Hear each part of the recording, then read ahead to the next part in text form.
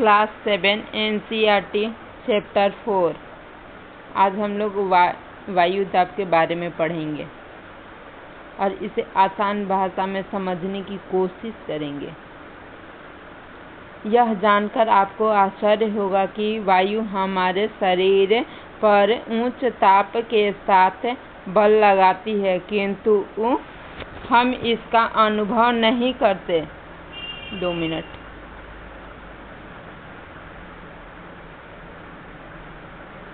उच्च दाब के साथ बल लगाती है, किंतु हम इसका अनुभव नहीं करते। इसीलिए वायु हमारे ऊपर सभी दिशाओं से बल लगाती है और हमारा शरीर विपरीत बल लगाता है। पृथ्वी की सतह पर वायु के भार द्वारा लगाया गया दाब वायु कहलाता है। पृथ्वी की सतह पर लगाया गया दाब वायु दाब कहलाता है। वायुमंडल में ऊपर की ओर जाने पर तेजी से गिरता है। वायु ऊपर की ओर जाने पर दाब तेजी से गिरने लगता है। समुद्र स्तर पर वायु दाब सर्वाधिक होता है। ऊंचाई पर जाने पर यह घटता है। ये नोट करने की बात है। ऊंचाई पर जाने पर दाब घटता है। वायु दाब का क्षैतिज वितरण किसी स्थान पर उपस्थित वायु के ताप द्वारा प्रभावित होता है। अधिक तापमान वाले क्षेत्र में वायु गर्म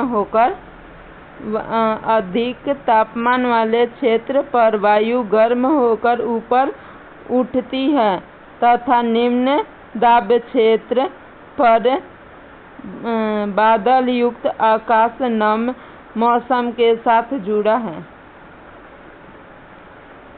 निम्न दाब क्षेत्र बनता है। निम्न दाब बादल युक्त आकाश एवं नम मौसम के साथ बदलता है। कम ताप वाले क्षेत्र वायु ठंडी होकर इसके फलस्वरूप यह भारी होती है। भारी वायु निमज्जित होकर उच्च दाब बनाती है। उच्च दाब के कारण स्पष्ट एवं स्वच्छ आकाश होता है। वायु सदैव दाब क्षेत्र से निम्न दाब की ओर गमन करती है। रुकिए, आप लोग को समझाते हैं। मान लीजिए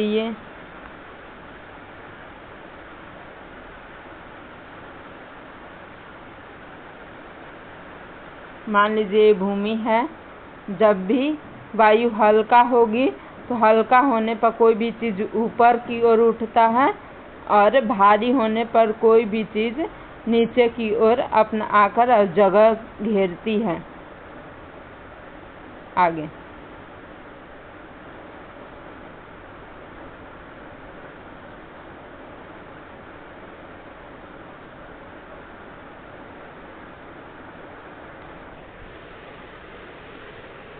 पवन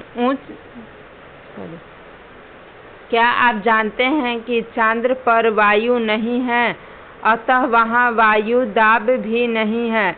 अंतरिक्ष यात्री जब चांद पर जाते हैं तो विशेष रूप से सुरक्षित हवा से भरी हुई अंतरिक्ष पोशाक पहनते हैं। ये भी नोट करने की बात है।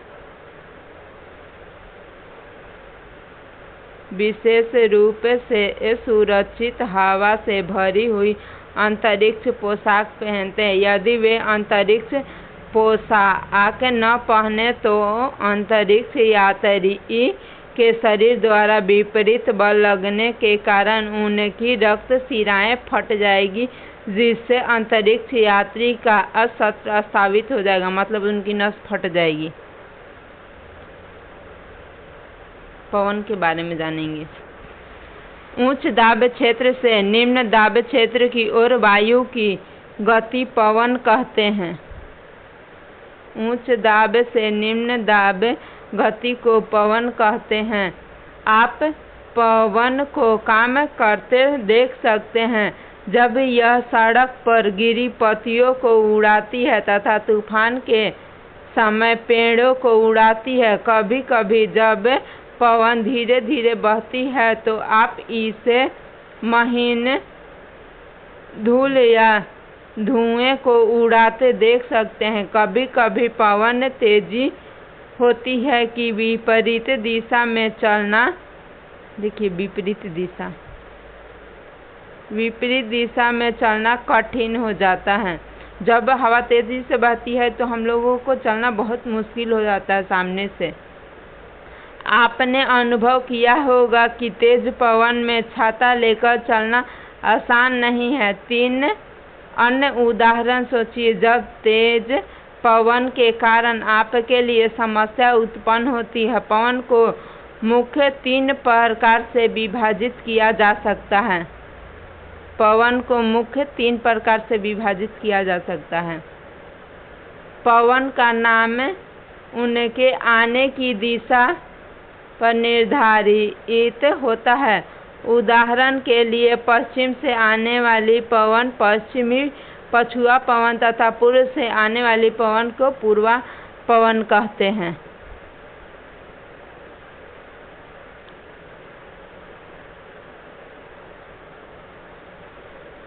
अस्थायी पवन, व्यापारी पश्चिमी एवं पूर्वी पवनें अस्थायी पवनें हैं। ये वर्ष भर लगातार निश्चित दिशा में चलती है, इसे अस्थायी पवन कहते हैं। अब मौसमी पवनें, ये पवनें विभिन्न ऋतुओं में अपनी दिशा बदलती है। उदाहरण के लिए भारत में मानसूनी पवनें चलती हैं। स्थानीय पवनें, ये पवनें वर्ष किसी क्षेत्र में वर्ष या दिन के किसी विशेष समय में चलती। उदाहरण के लिए स्थल एवं समुद्र समीर। क्या आपको भारत के उत्तरी क्षेत्र की गर्म एवं शुष्क स्थानीय पवन याद है जिसे लू कहते हैं? आजकल हम लोग यहाँ भी लू चल रहा है। यह है भूमध्य रेखा और यह है दक्षिण पूर्वी व्यापारिक पवनें जो कि दक्षिण से उत्तर पूर्व की ओर चल रही है मकर रेखा पर। और ये रहा उष्ण उच्च दाब हर्ष अक्षांश जो कि उत्तर से उत्तर पूर्व से दक्षिण पश्चिम की ओर चल रहा है। सबसे नीचे होता है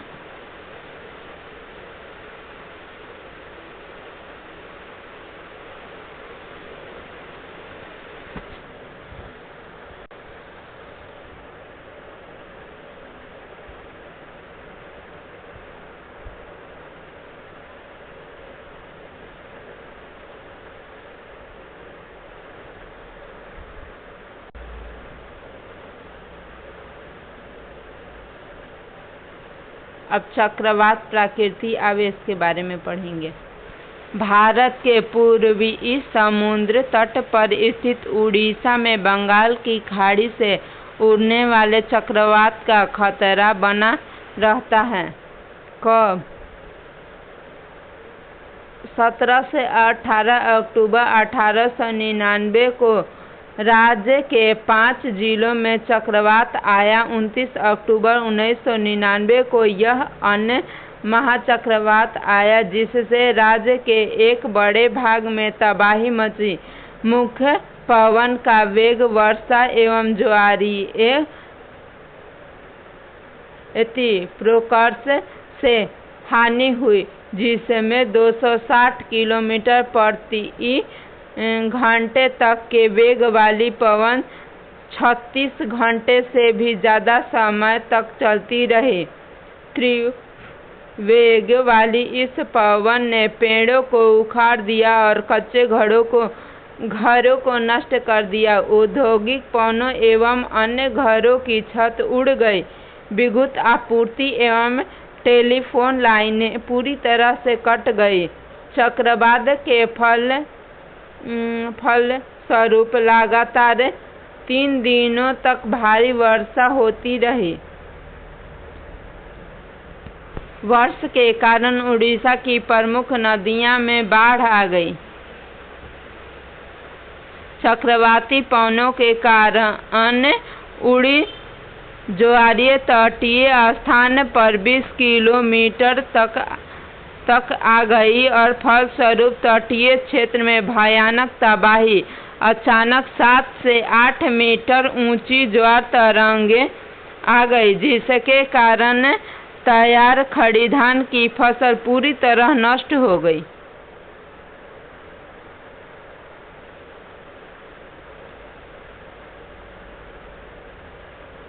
25 अक्टूबर 1999 को पूर्वी पोर्ट ब्लेयर के निकट थाईलैंड की खाड़ी में अवदान के कारण यह चक्रवात उत्पन्न हुआ और यह धीरे धीरे उत्तर पश्चिमी दिशा में बढ़ा।